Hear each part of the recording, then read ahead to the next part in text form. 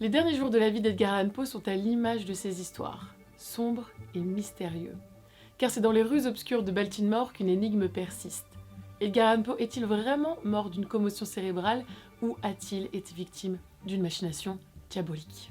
Aujourd'hui, plongeons ensemble dans l'une des énigmes les plus fascinantes de l'histoire littéraire, la mort d'Edgar Allan Poe, qui va disparaître dans des circonstances aussi étranges qu'inexpliquées.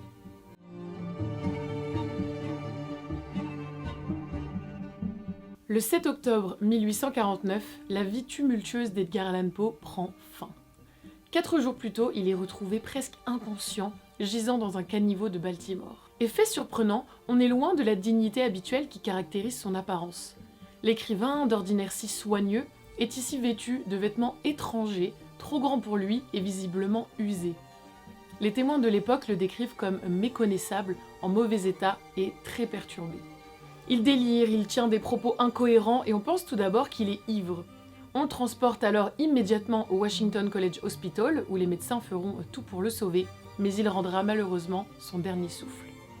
Il ne reviendra jamais vraiment à lui-même et avant de s'éteindre, ce fameux 7 octobre, il murmurera inlassablement le mystérieux nom de Reynolds. Cette disparition soudaine de Poe marque le début d'un mystère qui continue d'interroger et d'intriguer. La version officielle, c'est que Edgar Allan Poe serait mort d'une congestion cérébrale, à cause notamment d'une consommation excessive d'alcool, et c'est vrai qu'à l'époque, son alcoolisme n'est un secret pour personne, et il a d'ailleurs empiré après la mort de son épouse. Pourtant, cette explication, bien que plausible, elle comprend de nombreuses zones d'ombre, puisque, premièrement, Poe avait arrêté de boire plusieurs mois avant sa mort, et de nombreux amis et proches ont notamment témoigné du fait qu'il avait renoncé à l'alcool depuis quelque temps, et en plus, il n'y a aucun rapport médical, aucune expertise médicale qui prouve cette congestion cérébrale. Autrement dit, on n'a aucun document qui officialise la cause de sa mort. Certains se mettent donc à douter de la version officielle et de nombreuses conjectures et théories, plus ou moins crédibles, voient le jour pour expliquer sa mort mystérieuse. On estime d'abord que Poe a pu être mordu par un animal infecté par la rage, puisqu'il présente certains symptômes similaires, tremblements, hallucinations ou encore une aversion pour l'eau. Également la possibilité d'un empoisonnement plane, puisque à l'aube d'un nouveau mariage, certains pensent qu'il aurait pu être la cible de sa belle famille qui désapprouverait son union. Pourtant, aucune de ces hypothèses ne parvient à expliquer totalement les circonstances étranges de sa mort, notamment le fait qu'il soit vécu de haillons et qu'il ressemble plus à un va-nu-pied qu'à un écrivain respecté. C'est alors qu'une piste incongrue se dessine et qui expliquerait à la fois son accoutrement très étrange et le fait qu'il soit en plein délire au moment de sa mort.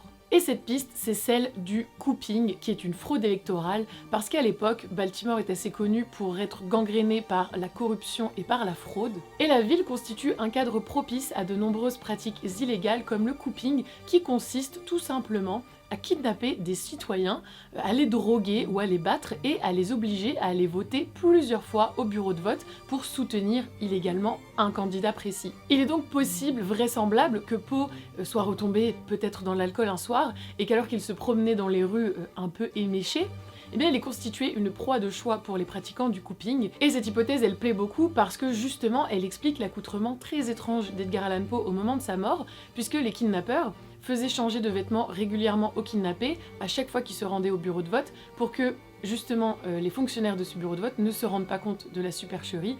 On utilisait aussi des perruques, des moustaches, bref, tous les artifices étaient bons à prendre. Alors évidemment, on n'a aucune preuve autour de cette hypothèse, mais c'est celle qui fera couler le plus d'encre et qui animera de nombreux débats pendant les années à venir. Et pour de nombreux proches de l'écrivain, ça ne fait aucun doute. Poe a été victime d'une machination électorale et la corruption a viré au drame.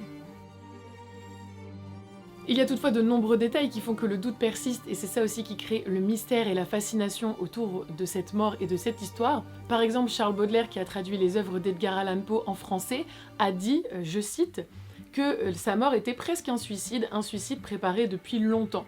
Alors on n'a jamais su ce qu'il voulait dire par là, mais ça soutient un peu la théorie de l'alcoolisme et qui est une forme de peut-être suicide social ou de suicide physique au niveau de la santé sur le très long terme, mais c'est le genre de déclaration qui va attiser encore davantage le mystère et le doute qui plane autour de la mort d'Edgar Allan Poe. La disparition tragique de cet écrivain mythique continue de défier l'explication rationnelle.